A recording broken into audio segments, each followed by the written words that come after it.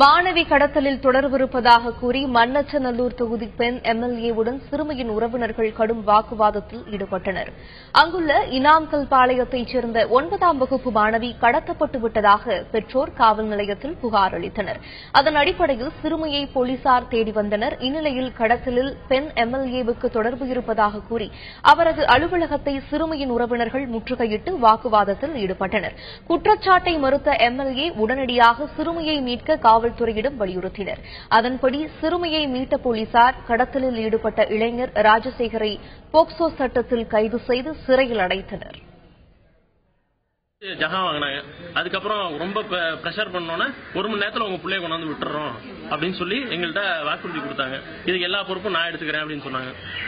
சொல்லி 1 மணி நேரம் நாங்கள் வீட்டுக்கு போறதுக்குள்ள அந்த பிள்ளைய இந்த ஸ்டேஷன்ல கொண்டாந்து விட்டாங்க. பூரா இந்த கிட்னாப் பண்ணவனுக்கு அவ்வளவு பெரிய சப்போர்ட் கொடுத்துட்டு இருக்காங்க. எதுக்கு இந்த சப்போர்ட் கொடுக்குறாங்கன்னு தெரியல. இதுக்கு பின்னாடி வேற யார் யார் இருக்காங்கன்னு தெரியல. இதுக்கெல்லாம் இந்த அரசாங்கம் தானே நடவடிக்கை எடுக்கணும். முதலமைச்சரும் துணை முதலமைச்சரும் தான் இதுக்கு என்ன நடவடிக்கை எடுக்கணுமோ தேரணும்.